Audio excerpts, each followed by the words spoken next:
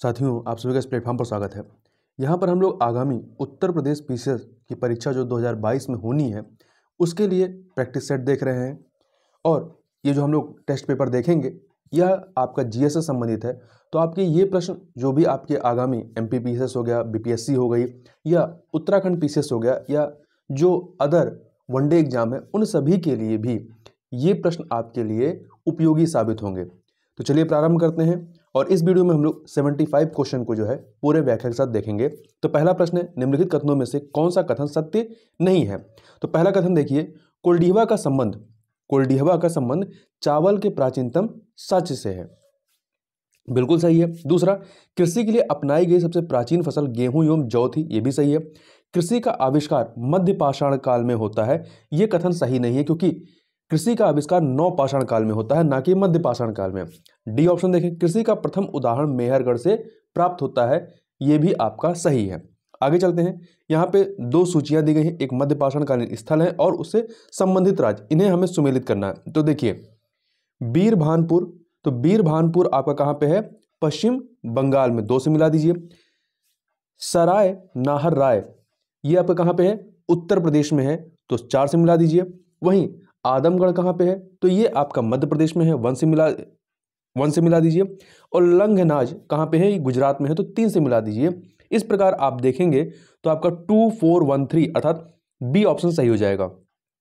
अगला प्रश्न है, ताम्रपाषाण काल के संदर्भ में निम्नलिखित कथनों पर विचार कीजिए।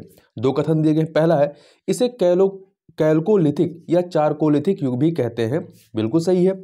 दूसरा, जोरवे संस्कृत इसी काल से संबंधित है। यह भी सही है। दोनों कथन यहां पर आपके पूरी तरीके से सही हैं, तो सी ऑप्शन आपका सही हो जाएगा। कुछ अन्य बातों को देखें तो जो ताम्रपाषाण काल रहा है, इस काल में भारत में सर्वप्रथम तांबे का उपयोग किया गया था। महापाषाण काल में औजारों के निर्माण में पत्थर के साथ तांबे और क्रिस्टल क्वार्टज का भी प्रयोग किया जाता था। यदि जारवे संस्कृत की बात करें तो यह संस्कृत ग्रामीण थी। यद्यपि इसकी अनेक बस्तियां जैसे कि दैमाबाद और इनाम गांव में नगरीकरण की प्रक्रिया प्रारंभ हो गई थी। इसका सबसे बृहद स्थल दैमाबाद था। आगे चलते हैं। अगला प्रश्न है कि सिंधु घाटी सभ्यता के संदर्भ में निम्नलिखित कथनों पर विचार कीजिए। इसमें पहला कथन है, यह एक ग्रामीण सभ्यता थी। तो यह कथन सही नहीं है, क्योंकि सैंधव सभ्यता एक नगरीय सभ्यता थी, जिसका ज्ञान इसके पुरातात्विक अवशेषों के अनुसंधान से होता है। दूसरा कथन, इस सभ्यता के लोग कपास से अपरिचित थे। यह कथन भी आपका सही नहीं है, क्योंकि उस काल में भारत में कपास के वस्त्र बनाए जाते थे। यहां तक कि सबसे पहले कपास उत्पादन का श्रेय सिंधु घाटी सभ्यता को दिया जाता है। इसलिए यहाँ पे दोनों कथन गलत हैं। तो आपका कौन सा सही है? तो कोई भी सही नहीं है, तो डी ऑप्शन आपका सही हो जाएगा। आगे चलते हैं क्वेश्चन नंबर 5 पे। तो क्वेश्चन नंबर 5 है, मथुरा कला के संदर्भ में निम्नलिखित में से कौन सा कथन सत्य नहीं है। तो इस शैली पर तीनों धर्मों हिंदू, जैन और बौद्ध का प्रभाव था। बिल्कुल सही बात है। दूसरा, इस कला को कुषाण शासकों का संरक्षण प्राप्त था। यह भी आपका पूरी तरीके से सही है।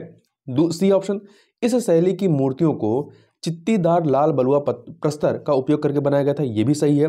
डी ऑप्शन, इस कला पर ईरानी कला का स्पष्ट प्रभाव दिखाई पड़ता है। यह सही नहीं है। क्यों? क्योंकि जो मथुरा कला थी, यह बाह्य संस्कृतियों से प्रभावित नहीं थी और स्वदेशी शैली के रूप में विकसित हुई थी। आगे चलते हैं। अगला प्रश्न है, नीचे 2 वक्तव्य दिए गए हैं, कथन कारण वाला प्रश्न है। तो कथन दिया गया है कि चंद्रगुप्त प्रथम को गुप्त संवत के प्रवर्तन का श्रेय दिया जाता है। यह कथन बिल्कुल सही है। दूसरा कारण देखें, गुप्त संवत का प्रारंभ लगभग 319 से 320 ईस्वी में चंद्रगुप्त के राज्यारोहण से माना जाता है। यह भी कथन सही है, परंतु यहां पे ये दोनों एक दूसरे की व्याख्या नहीं करते हैं, इसलिए यहां पे आपका बी ऑप्शन सही हो जाएगा। आगे चलते हैं। और एक फैक्ट और याद रखिएगा कि गुप्त संवत का सर्वप्रथम प्रयोग जो है चंद्रगुप्त द्वितीय ने अपने मथुरा लेख में किया है। आगे चलते हैं अगले प्रश्न में। क्वेश्चन नंबर 7 देख लेते हैं। राष्ट्रकूट वंश के संदर्भ में निम्नलिखित कथनों पर विचार कीजिए। पहला है, इसका संस्थापक दंती दुर्ग था। बिल्कुल सही बात है। दंती दुर्ग के द्वारा इसकी स्थापना की गई थी लगभग 736 ईस्वी में। दूसरा, इस वंश के शासक धार्मिक रूप से सहिष्णु नहीं थे। यह कथन आपका गलत है, क्योंकि राष्ट्रकूट शासकों के धार्मिक विचारों में बहुत सहिष्णुता और उदारता थी। उन्होंने न केवल शैव और वैष्णव को प्रश्रय दिया, बल्कि जैन धर्म को भी बढ़ावा दिया था। तीसरा कथन देखते हैं, इस काल के भुक्ति जो होते थे वो आधुनिक जिले के समान थे। तो ये कथन गलत है, क्योंकि इस काल में जो विषय ये जो हैं आपके आधुनिक जिले के समान थे और भुक्ति जो है उससे छोटी इकाई थी। तो इस प्रकार से यहां पर कौन सा सही नहीं है, तो दूसरा और तीसरा सही नहीं है, डी ऑप्शन आपका सही हो जाएगा। कविराज मार्ग नामक पुस्तक के लेखक कौन रहे हैं, तो ये अमोघ वर्ष प्रथम रहे हैं। ये राष्ट्रकूट वंश से संबंधित थे और ये गोविंद तृतीय के उत्तराधिकारी बने और इनका शासनकाल अपने सांस्कृतिक विकास के लिए लोकप्रिय था। इन्होंने जो है जैन धर्म का पालन किया और कन्नड़ भाषा लिखित एक प्रसिद्ध पुस्तक कविराज मार्ग का भी लेखन किया। इसके अतिरिक्त इन्होंने राष्ट्रकूट राजधानी मालखेत या मान्यखेत के भी वास्तुकार माने जाते हैं। क्वेश्चन नंबर 9 देखते हैं, मित्रा योजना, एक सेकंड, नहीं, यहां पे थोड़ा सा गड़बड़ हुआ है। अगला प्रश्न देखते हैं, निम्नलिखित में से कौन सा कथन सत्य नहीं है। तो पहला है मोहम्मद गोरी का मकबरा सोहावा झेलम पाकिस्तान में अवस्थित है, ये आपका कथन पूरी तरीके से सही है। दूसरा, कुतुबुद्दीन ऐबक कुरान खां के नाम से प्रसिद्ध था, ये भी सही है। फिरोज शाह तुगलक ने इक्तेदार का पद वंशानुगत कर दिया, ये भी सही है। डी ऑप्शन, बलबन ने राजधानी को लाहौर से दिल्ली स्थानांतरित किया, ये कथन सही नहीं, क्योंकि राजधानी का स्थानांतरण जो है वो इल्तुतमिश के द्वारा किया गया था। आगे चलते हैं, अगला प्रश्न है, दक्षिण भारतीय अभियान करने वाला दिल्ली सल्तनत का प्रथम शासक कौन था, तो ये अलाउद्दीन खिलजी था। तो अलाउद्दीन खिलजी दिल्ली सल्तनत का प्रथम शासक था जिसने दक्षिण भारतीय अभियान किया और उसमें सफलता प्राप्त की। दक्षिण अभियान की विस्तृत जानकारी जो है वो वर्णीकृत तारीख फिरोज शाह तथा अमीर खुसरो की रचना खजाइनुल फुतूह से मिलती है। इन अभियानों का संचालन मलिक काफूर के द्वारा किया गया था। आगे चलते हैं, अगला प्रश्न है, दिल्ली सल्तनत का पहला ऐसा सुल्तान कौन था जिसने खिलाफत के मिथक को तोड़कर स्वयं को खलीफा घोषित किया था, तो ये था कुतुबुद्दीन मुबारक खिलजी। दीवाने अमीर को ही सल्तनत काल में किसके द्वारा स्थापित किया गया था, तो इसका स्थापना मोहम्मद बिन तुगलक के द्वारा किया गया था। यह विभाग जो था इसका मुख्य कार्य मालगुजारी व्यवस्था की देखभाल करना एवं भूमि को खेती योग्य बनाना होता था। अगला प्रश्न है, सद्र उस सुदूर के संदर्भ में निम्नलिखित कथनों पर विचार कीजिए। यह केवल दान विभाग का प्रमुख होता था, यह कथन आपका सही नहीं, क्योंकि यह धर्म विभाग और दान विभाग दोनों का प्रमुख होता था। दूसरा कथन, यह मस्जिदों, मकतबों एवं मदरसों के निर्माण के लिए धन मुहैया कराता था। तो पहला कथन गलत है, दूसरा सही है, इसलिए बी ऑप्शन आपका सही हो जाएगा। शिवाजी के प्रशासन में अमात्य अथवा मजूमदार क्या होते थे, तो ये वित्त एवं राजस्व मंत्री हुआ करते थे। वित्त एवं राजस्व मंत्री, इनका मुख्य कार्य आय व्यय के सभी लेखों की जांच कर उस पर हस्ताक्षर करना होता था। आगे चलते हैं, यहाँ पे अगले प्रश्न में उपनाम और मुगल शासक दिए गए हैं, इनको हमें सुमेलित करना है। तो देखिए, साहेब-ए-खबर उपनाम किसका था, तो साहेब-ए-खबर बहादुर शाह का उपनाम था। घृणित कायर फर्रुखसियर का था। लंपट मूर्ख जहांदर शाह का और रंगीला मोहम्मद शाह का था। इसे मोहम्मद शाह रंगीला कहा जाता था। तो इसका 3, 4, 1, 2 अर्थात सी ऑप्शन आपका सही हो जाएगा। आगे चलते हैं, बिजोलिया किसान आंदोलन के संदर्भ में निम्नलिखित कथनों पर विचार कीजिए। पहला है, भारत में सबसे लंबे समय तक चलने वाला अहिंसक आंदोलन था, बिल्कुल सही बात है, पहला कथन सही है। दूसरा, यह 1857 के आंदोलन से पूर्व प्रारंभ हुआ, मतलब पहले प्रारंभ हुआ, तो यह कथन आपका सही नहीं है, क्योंकि बिजौलिया आंदोलन का नेतृत्व 1897 में साधु सीताराम दास ने किया था। 1915 में विजय सिंह पथिक के द्वारा इस आंदोलन के द्वितीय चरण का नेतृत्व किया गया था। इस प्रकार से आप देखें तो यह आंदोलन 1857 के बाद प्रारंभ होता है।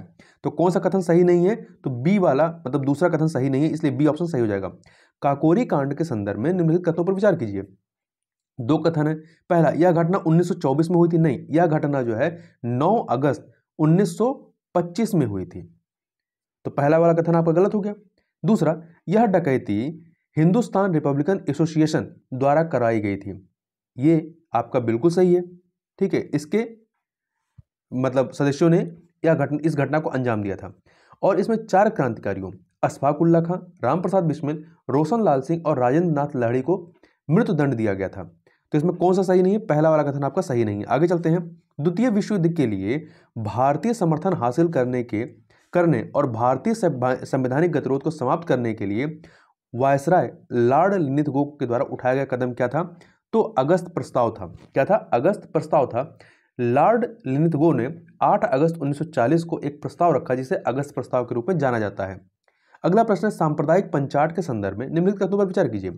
इसकी घोषणा 16 अगस्त 1931 को ब्रिटिश प्रधानमंत्री रैम्ज मैकडोनाल्ड ने की थी।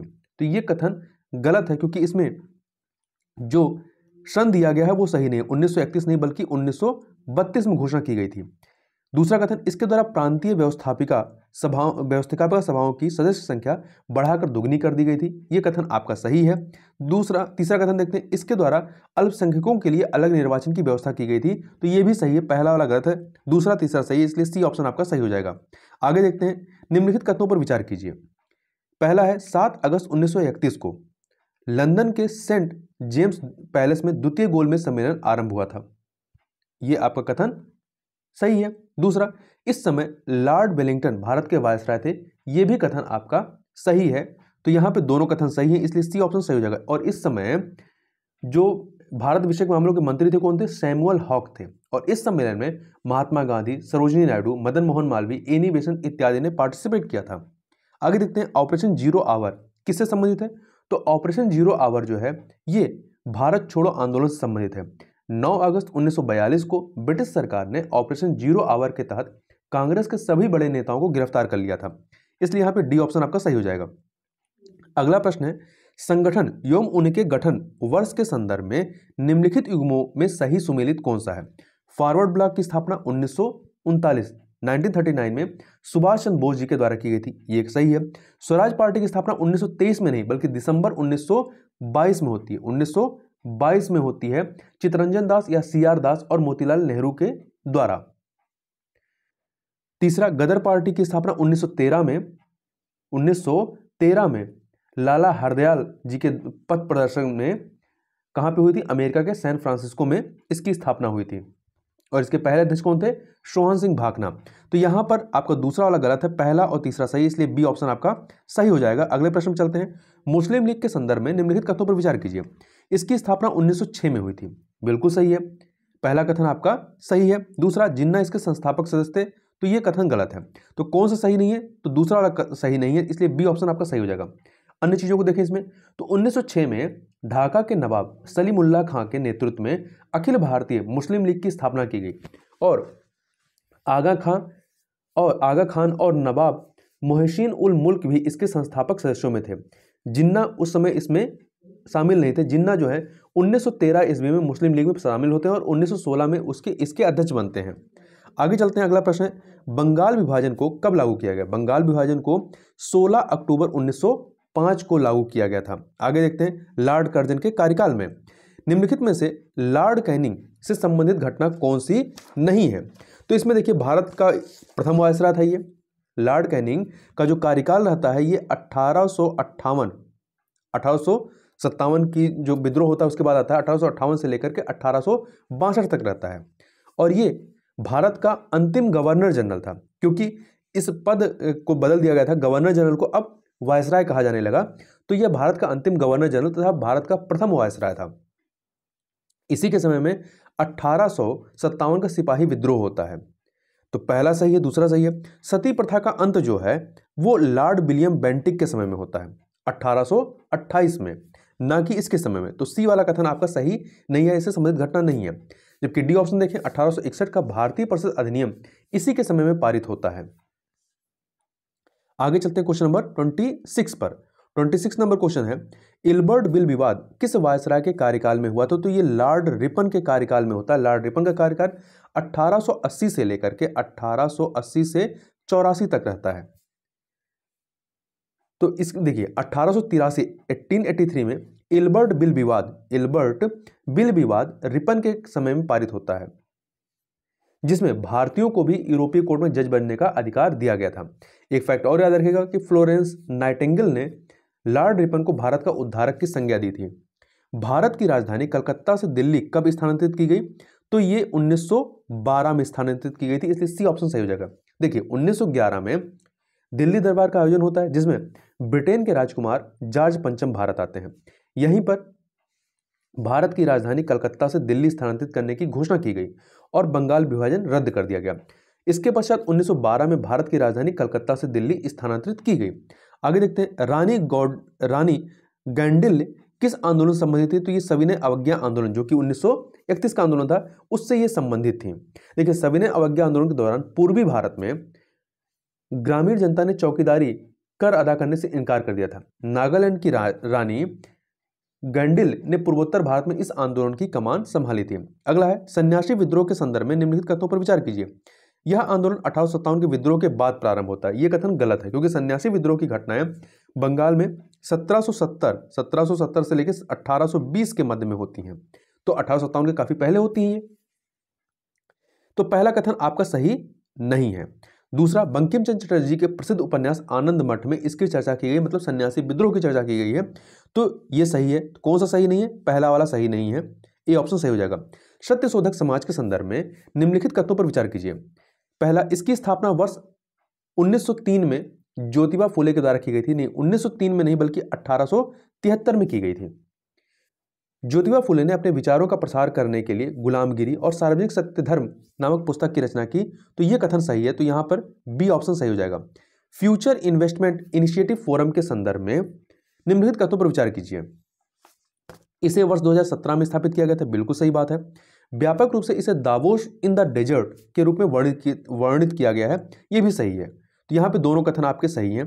कुछ अन्य चीजों को देखें तो फ्यूचर इन्वेस्टमेंट इनिशिएटिव की शुरुआत वर्ष 2017 में सऊदी अरब, ध्यान रखिएगा संयुक्त अरब अमीरात नहीं है बल्कि सऊदी अरब है, तो सऊदी अरब के सार्वजनिक निवेश कोष द्वारा की गई थी, जो कि सऊदी अरब का मुख्य संप्रभु धन कोष है। आगे चलते हैं अगले प्रश्न पे। अगला प्रश्न है मित्रा योजना किससे संबंधित है? तो मित्रा योजना जो है कपड़ा उद्योग से संबंधित, इसका पूरा नाम है मेगा निवेश टेक्सटाइल पार्क योजना। इसकी जो घोषणा हुई थी वो 2021-22 के केंद्रीय बजट में की गई थी। अगला प्रश्न है अंतर्राष्ट्रीय रेशम मेला के संबंध में निम्नलिखित कथनों पर विचार कीजिए। इसे भारतीय रेशम निर्यात संवर्धन परिषद के द्वारा आयोजित किया जाता है, बिल्कुल सही है। दूसरा कथन भारत विश्व में रेशम का पहला सबसे बड़ा उत्पादक है, तो यह कथन सही नहीं है, क्योंकि दूसरा सबसे बड़ा उत्पादक है। ठीक है, तो यहां पर कौन सही है? पहला वाला केवल सही है। थोड़ी सी और चीज याद रखिएगा कि भारत दुनिया का एकमात्र ऐसा देश है जो रेशम की सभी 4 प्रमुख किस्मों शहतूत, एरी, टसर और मूंगा का उत्पादन करता है। आगे देखते हैं आदि महोत्सव के संदर्भ में निम्नलिखित कथनों पर विचार कीजिए। पहला, इस महोत्सव का आयोजन नाबार्ड द्वारा किया गया, तो यह कथन आपका सही नहीं है। नाबार्ड के द्वारा नहीं किया गया, बल्कि जनजाति मामले मंत्रालय के अंतर्गत जो ट्राइफेड है उसके द्वारा किया गया। दूसरा कथन इसमें आदिवासी कला और शिल्प, चिकित्सा, भोजन और लोक कला प्रदर्शन शामिल है, तो कौन सही नहीं है? तो पहला सही नहीं है, इसलिए ए ऑप्शन आपका यहां पर सही हो जाएगा। अगला देखते हैं स्वैच्छिक वाहन परिमार्जन नीति के संदर्भ में निम्नलिखित में से कौन सा कथन सत्य नहीं है? पहला कथन है इससे संबंधित प्रस्ताव केंद्रीय बजट 2021 की प्रस्तुति के दौरान पेश किया गया, सही है। निजी वाहनों के मामले में जीवन 20 वर्ष निर्धारित किया गया, यह भी सही है। यदि कोई वाहन 3 बार से अधिक फिटनेस परीक्षण में विफल रहता तो उसे अनिवार्य स्क्रैपिंग के अधीन किया जाएगा, यह भी आपका सही है। डी ऑप्शन वाणिज्यिक वाहनों के लिए जीवन 25 वर्ष निर्धारित किया गया, यह कथन सही नहीं है, क्योंकि वाणिज्यिक वाहनों के लिए जो जीवन निर्धारण है वो 15 वर्ष निर्धारित किया गया है, जबकि निजी वाहनों के लिए 20 वर्ष है, तो डी ऑप्शन आपका सही नहीं है। आगे चलते हैं। हाल ही में भारत में पहली बार बाघ शावकों को वन पर्यावरण में प्राकृतिक रूप से शिकार करने के लिए प्रशिक्षित किए जाने हेतु किस टाइगर रिजर्व में कार्यक्रम की शुरुआत की गई? तो पेरियार टाइगर रिजर्व जो कि केरल में है, यहां पर की गई। आगे चलते हैं अगले प्रश्न में, क्वेश्चन नंबर 37 पे। हाल ही में किस राज्य के द्वारा पहली बार जल पक्षियों की जनगणना की गई? पश्चिम बंगाल के द्वारा। जोखिम आधारित आंतरिक लेखा परीक्षा के संदर्भ में निम्नलिखित कथनों पर विचार कीजिए। इसे हाल ही में वित्त मंत्रालय द्वारा प्रारंभ किया गया है, नहीं, यह गलत है, क्योंकि इसे भारतीय रिजर्व बैंक ने प्रारंभ किया है। तो भारतीय रिजर्व बैंक आरबीआई ने एक जोखिम आधारित आंतरिक लेखा परीक्षा प्रणाली प्रारंभ की है। दूसरा कथन यह केवल गैर बैंकिंग वित्तीय कंपनियों हेतु, गलत है। इसने चुनिंदा गैर बैंकिंग वित्तीय कंपनियों और शहरी सहकारी बैंकों के लिए इसे अनिवार्य कर दिया गया है। तो यहाँ पे दोनों ही कथन गलत हैं, तो कौन सा सही है? कोई भी नहीं, डी ऑप्शन आपका सही हो जाएगा। आगे चलते हैं क्वेश्चन नंबर 39। हाल ही में छोटी कंपनियों की परिभाषा में संशोधन कर उनके लिए वार्षिक टर्नओवर की अधिकतम सीमा कितनी निर्धारित की गई है? तो इसे जो है 20 करोड़, डी ऑप्शन 20 करोड़ निर्धारित की गई है। तो देखिए छोटी कंपनी की पेड अप कैपिटल और turnover, paid up capital 2 crore रुपए और टर्नओवर को 20 करोड़ रुपए से अधिक नहीं होना चाहिए। पहले कंपनी अधिनियम में अधिकतम मतलब आपका पेड अप कैपिटल अधिकतम 50 लाख रुपए की पूंजी और टर्नओवर 2 करोड़ रुपए से का उल्लेख किया गया था, इससे अधिक नहीं होना चाहिए। आगे देखते हैं, हाल ही में चर्चा में रही परमाणु हथियार नियंत्रण संधि न्यू स्टार्ट किन दो देशों के मध्य की गई है? तो अमेरिका और रूस के मध्य में की गई है। मतलब अमेरिका ने रूस के साथ परमाणु हथियार नियंत्रण संधि न्यू स्टार्ट 5 साल के लिए बढ़ा दी है। यह संधि पहली बार वर्ष 2011 में लागू हुई थी। अगला देखते हैं, वर्तमान में भारत में कितने रामसर स्थल हैं? तो इनमें से कोई भी नहीं है, ठीक है, क्योंकि वर्तमान में कितने हैं? 47 है। ध्यान रखिएगा, वर्तमान में भारत में रामसर स्थलों की संख्या कितनी है? 47 है। लगातार इसमें मतलब संख्या बदल रही, बढ़ोतरी हो रही है। और यदि यूपी की बात करें तो वर्तमान में यूपी में रामसर स्थल कितने हैं? कुल 9 हैं। आगे देखते हैं, टाइगर रिजर्व और राज इनको सुमेलित करना है। तो सिमलीपाल आपका कहाँ पे है? उड़ीसा में 3 से मिला दीजिए। बांदीपुर कर्नाटक 1 से मिला दीजिए। पलामू जो है आपका झारखंड 2 से मिला दीजिए। सरिस्का राजस्थान 4 से मिला दीजिए। इस प्रकार से आप देखेंगे तो 3, 1, 2, 4 अर्थात सी ऑप्शन आपका सही हो जाएगा। आगे चलते हैं अगले प्रश्न पर। राष्ट्रीय उद्यान के संदर्भ में निम्नलिखित कथनों पर विचार कीजिए। पहला, इसकी स्थापना पर्यावरण संरक्षण अधिनियम 1986 के अंतर्गत की जाती है। यह कथन आपका गलत है, क्योंकि इसकी स्थापना वन्य जीव संरक्षण अधिनियम 1972 के तहत की जाती है। तो पहला गलत हो गया। दूसरा, इसमें पर्यटन की अनुमति होती है लेकिन आखेट की नहीं। तो ये सही है। कौन सा सही है? दूसरा कथन सही, इसलिए बी ऑप्शन आपका सही हो जाएगा। आगे देखते हैं, जलीय परितंत्र के संरक्षण हेतु राष्ट्रीय कार्य योजना के संदर्भ में निम्नलिखित कथनों पर विचार कीजिए। पहला, यह आर्द्र भूमियों और झीलों दोनों के लिए एक एकल संरक्षण कार्यक्रम है। बिल्कुल सही बात है। यह केंद्रीय पर्यावरण वन और जलवायु परिवर्तन मंत्रालय द्वारा कार्यान्वित की जा रही है। यह भी सही है। तो यहां पर सी ऑप्शन आपका सही होगा, दोनों सही हैं। ठीक है, देखिए वर्ष 2015 में राष्ट्रीय झील संरक्षण योजना और राष्ट्रीय आर्द्रभूमि संरक्षण कार्यक्रम के विलय से इसको तैयार किया गया। आगे देखते हैं, कार्टागोना जैव सुरक्षा प्रोटोकॉल निम्नलिखित कथनों पर विचार कीजिए। इसे 2005 को अंगीकार किया गया नहीं। कार्टागोना जैव सुरक्षा प्रोटोकॉल को 29 जनवरी 2000 को अंगीकार किया गया। तो पहला वाला गलत हो गया। दूसरा, इसका मुख्य उद्देश्य आधुनिक प्रौद्योगिकी के परिणाम स्वरूप ऐसे सजीव परिवर्तित जीवों अर्थात एएमओ का सुरक्षित अंतरण, प्रहस्त्रण और उपयोग सुनिश्चित करना है। तो आपका पहला गलत है, दूसरा सही है, इसलिए बी ऑप्शन आपका सही हो जाएगा। निम्नलिखित कथनों पर विचार कीजिए। पहला, पृथ्वी का समस्त भाग जहां जीवन होता है जैवमंडल कहलाता है। सही है। दूसरा, इसमें सूक्ष्म बैक्टीरिया से लेकर विशालकाय जीव शामिल होते हैं। यह भी सही है। तो दोनों कथन यहां पर सही है, सी ऑप्शन आपका सही हो जाएगा। अगला प्रश्न है, कीस्टोन प्रजाति के संदर्भ में निम्नलिखित घटनाओं का घटने के अनुसार सही क्रम क्या है? तो देखिए, इसके कारण पारिस्थितिकी तंत्र की क्रियाशीलता बनी रहती है। बिल्कुल सही बात है, बनी रहती है। दूसरा, यह केवल सकारात्मक रूप से पर्यावरण को प्रभावित करता है। यह कथन आपका सही नहीं है, क्योंकि यह सकारात्मक के साथ साथ नकारात्मक रूप से भी प्रभावित करता है। तो कौन सा सही है? यहां पे केवल पहला वाला कथन सही है। कुछ अन्य चीजों को देखें तो किसी भी पारिस्थितिक तंत्र में वह प्रजाति जिसके कारण पारिस्थितिकी तंत्र की क्रियाशीलता बनी रहती है या तंत्र का विकास होता है उसे कीस्टोन प्रजाति कहते हैं। जैसे जीवीय अनुक्रमण प्रक्रिया के प्रारंभ में अपघटक को कीस्टोन प्रजाति कहा जा सकता है या होते हैं। वहीं जीवीय अनुक्रमण की प्रक्रिया समाप्त हो जाने के बाद हरी वनस्पतियां जो है कीस्टोन प्रजाति बन जाती हैं। आगे देखते हैं, इकोटोन के संदर्भ में निम्नलिखित कथनों पर विचार कीजिए। पहला, यह दो पारिस्थितिकी तंत्रों के मध्य अथवा दो भिन्न समुदाय के मध्य स्थित संक्रमण क्षेत्र है। बिल्कुल सही बात है। इसमें केवल दोनों समुदायों की प्रजातियां पाई जाती नहीं, इसमें दोनों समुदायों की प्रजातियां पाई जाती हैं। इसके अतिरिक्त कुछ ऐसी ही प्रजातियां होती इकोटोन में होती हैं जो केवल इकोटोन के लिए ही अनुकूलित होती हैं। और इनके उदाहरणों में देखते हैं इकोटोन के, तो घास भूमियां हैं, ज्वार नदमुख है, नदी तट इत्यादि इकोटोन के उदाहरण हैं।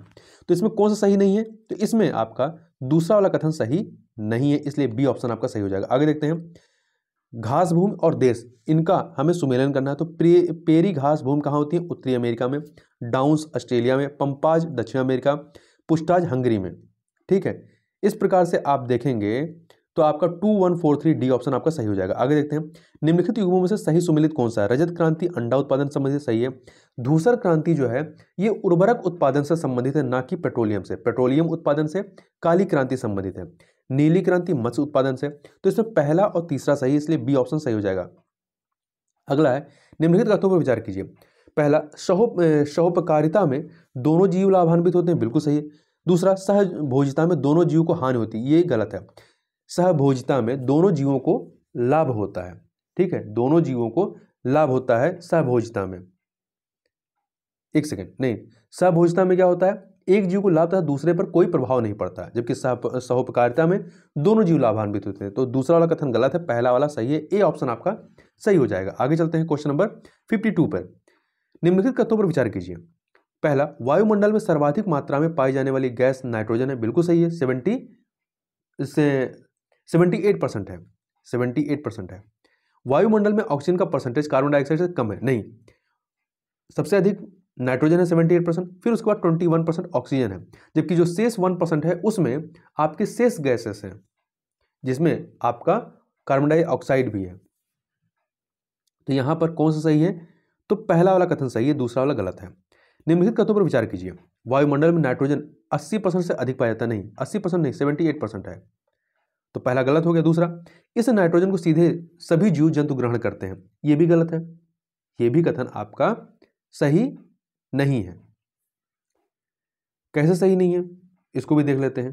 क्योंकि वायुमंडल ही नाइट्रोजन का मुख्य स्रोत है, लेकिन जीव जो है वायुमंडल से इस नाइट्रोजन को सीधे ग्रहण नहीं कर सकते। केवल कुछ जीवाणु जल व भूमि में रहने वाले नीले हरे शैवाल तथा नाइट्रोजन स्थिरीकरण करने वाले कुछ जीव ही नाइट्रोजन का सीधे उपयोग कर सकते हैं। तो यहां पर दोनों ही कथन गलत हैं, तो डी ऑप्शन आपका यहां पर सही हो जाएगा। आगे चलते हैं। निम्नलिखित कथनों पर विचार कीजिए। जैव संचयन केवल अनिम्नीकृत प्रदूषकों का होता है, सही है। दूसरा, इसमें संदूषक के अधिकतर ग्रहण और संग्रहण की दर निष्कासन से अधिक होती है, ये भी सही है। तो दोनों कथन सही है, इसलिए सी ऑप्शन आपका सही हो जाएगा। देखिए, जैव संचयन यह दर्शाता है कि किस प्रकार प्रदूषक खाद्य श्रृंखला के भीतर पहुंचते हैं। आगे देखते हैं। नीचे दो वक्तव्य दिए हैं कथन कांड के। तो कथन है, उष्णकटिबंधीय प्रदेशों में जैव विविधता अधिक होती है, बिल्कुल सही बात है। कारण वर्षावन के कई क्षेत्रों में भूमि स्तर पर सूरज की रोशनी ना पहुंच पाने के कारण बड़े वृक्षों के नीचे छोटे पौधे और झाड़ियां बहुत कम उग पाती हैं।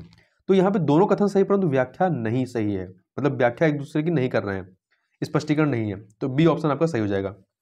अगला है, उष्णकटिबंधीय कांटेदार वन के संदर्भ में निम्नलिखित में से कौन सा कथन सही नहीं है। तो कथन देख लेते हैं पहले। पहला है, यह भारत के शुष्क एवं अर्धशुष्क क्षेत्रों में पाए जाते हैं, बिल्कुल सही है।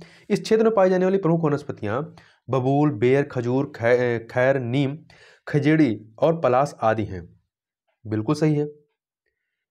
ये वन 50 सेंटीमीटर से अधिक वर्षा वाले वन क्षेत्र में पाए जाते हैं, ये कथन गलत है, क्योंकि ये 50 सेंटीमीटर से कम वर्षा वाले क्षेत्र में ये वन पाए जाते हैं। तो यहाँ पर सी ऑप्शन आपका सही नहीं है। इन वनों के वृक्ष लगभग पूरे वर्ष पर्णहरित रहते हैं। इनमें जो शामिल वृक्ष हैं उसमें बबूल, बेर, खजूर, खैर, नीम, खिजड़ी और पलाश हैं। आगे चलते हैं। अगला प्रश्न है 57 नंबर। निम्नलिखित कथनों पर विचार कीजिए। लाइकेन थाइलोफाइटा प्रकार की वनस्पति, बिल्कुल सही बात है, थाइलोफाइटा प्रकार की वनस्पति है। देखिए, लाइकेन जो है थाइलोफाइटा प्रकार की वनस्पति जो कवक तथा शैवाल दोनों से मिलकर बनती है। दूसरा कथन, यह कवक तथा शैवालों का परस्पर सहजीवी संबंध दर्शाता है, ये भी सही है। तो यहाँ पे दोनों कथन सही है, तो सी ऑप्शन आपका सही हो जाएगा।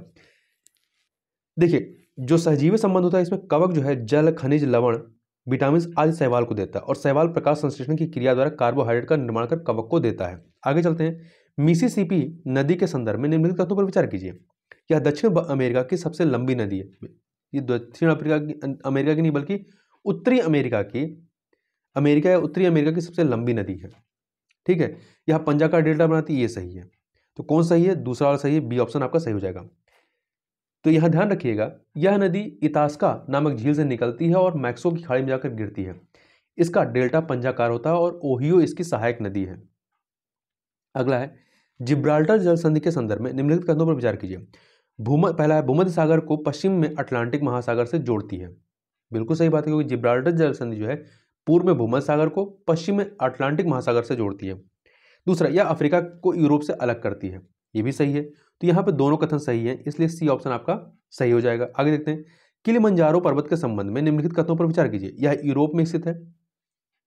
किलिमंजारो यूरोप में नहीं बल्कि अफ्रीका महाद्वीप में स्थित है, तो ये गलत हो गया।